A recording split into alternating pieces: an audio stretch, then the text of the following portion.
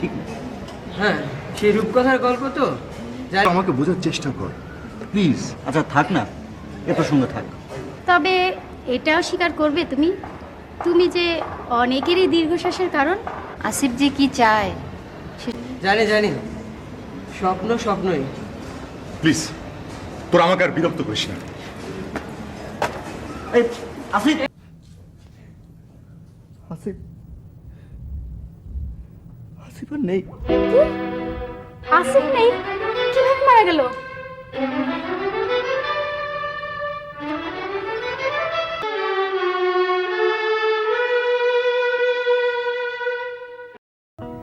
আসিফের একটা personal diary.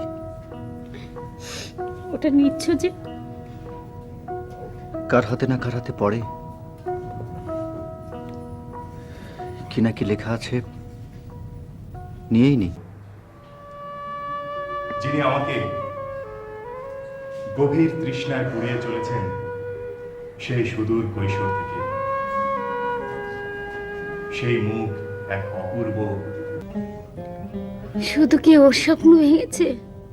কত জনের চোখের জল যে এখন আড়ালে ঝরছে।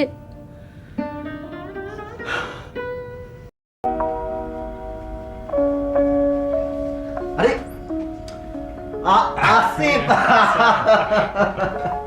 আরে কি ব্যাপার, লাঞ্চ খেতে ঢুকছিস? তো বন্ধু আর কতদিন একা একা এইভাবে? ভাবিটারি বলতে পারবো না কিন্তু। কেউ তো দিব্যি দেয়নি।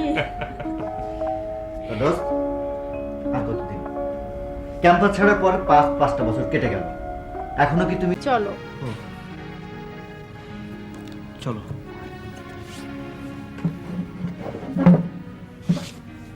না ওইয়া দিন রাত দুঃখে না থাকলে আমি বরং তোকে গাড়িতে তুলে নিই। না না ঠিক আছে, আমি আসছি। তো মনে হয়নি ওর এত আবেগ ছিল? কবিতা লিখতো নাকি? না, কবিতা নয়, তবে কবিতার মতোই ওর ডায়েরির কথাগুলো।